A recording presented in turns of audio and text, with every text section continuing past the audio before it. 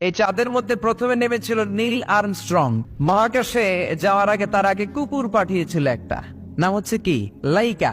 লাইকা নামে একটা কুকুর পাঠিয়েছে, যে মরলে আগে কুত্তায় মরুক, আমরা বেঁচে থাকি, ঠিক কিনা?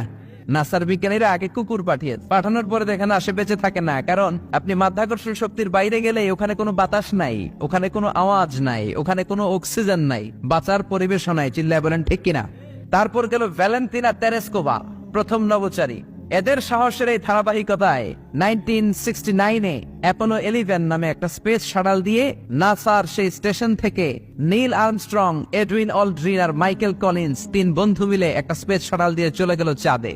চাঁদে তারা নামলো, ইউনাইটেড স্টেটস অফ আমেরিকার পতাকা তারা সেখানে গেড়ে দিল। নীল আর্মস্ট্রং খেয়াল করে দেখে চাঁদের এই মাথা থেকে ওই মাথার মাঝখানটাতে ফাটা। ফাটিয়েছে কে?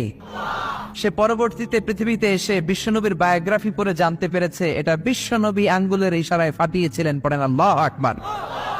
আবার চাঁদের মধ্যে সে একটা মিউজিক শুনতে পেল। কি শুনতে পেল? চমৎকার একটা মিউজিক, কিন্তু পৃথিবীতে এসে কোথাও এই মিউজিক সে পায় না, কোথাও এই মিউজিকের ক্যাসেট অ্যালবাম খুঁজে পায় না। পরে আমেরিকার একটা প্রেয়ার হলের পাশ দিয়ে সে হেঁটে যাচ্ছে, হঠাৎ দেখে ওই মসজিদের ভেতর থেকে ওই মিউজিকটা বাজে যেটা সে চাঁদে শুনেছে। মসজিদে ঢুকে দেখে একজন লোক কানের মধ্যে দুই হাত দিয়ে এই মিউজিকটা বাজায়। আসলে এটা কি মিউজিক না আজান?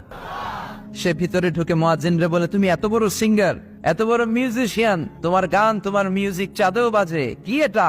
সে বলল, এটা গান নয়, এটা মিউজিক নয়, এটা হচ্ছে আজান। চিল্লায় বলেন ঠিক কিনা? সে আজানের ধ্বনি আজও আছে না নাই? মহাত্মা গান্ধীর নাম শুনছেন? ভারতের অবিসংবাদিত নেতা, ব্রিটিশ খেদাও আন্দোলনের পুরোধা, যিনি বারেট ল করেছেন লন্ডন থেকে, পেশায় একজন ব্যারিস্টার।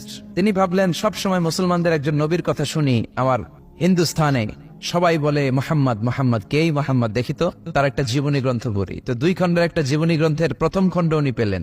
উনি ভাবলেন বইয়ের ভূমিকাটা পড়ে রেখে দিব, পুরোটা পড়ার দরকার নাই। কিন্তু ভূমিকা পড়ার পরে পুরো জীবনী পড়ার আগ্রহ, কৌতূহল, কিউরিয়াসিটি তার অন্তরে ঢুকিয়ে দিল কে?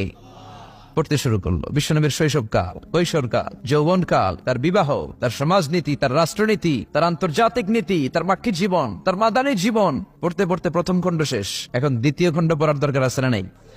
দ্বিতীয় খণ্ড তো তার কাছে নাই। তিনি একবার ইন্ডিয়ার পুরাতন লাইব্রেরিগুলোকে তন্ন তন্ন করে খুঁজে দ্বিতীয় খণ্ড জোগাড় করলেন, সেটাও পড়লেন। পরে তিনি অবাক, তিনি কমেন্ট করলেন, I have scanned lot of biographies in my life, but the biography of last messenger Muhammad was an unique, unparalleled and fantastic biography I've ever read. চিল্লায় বলেন আল্লাহু আকবার। আমি ভারতের নেতা মহাত্মা গান্ধী অনেকের জীবনী পড়লাম, কিন্তু মুসলমানদের নবী মুহাম্মদের জীবনীর মতো কোনো জীবনী পাই নাই। এই জীবনীটা, এটা একটা ইউনিক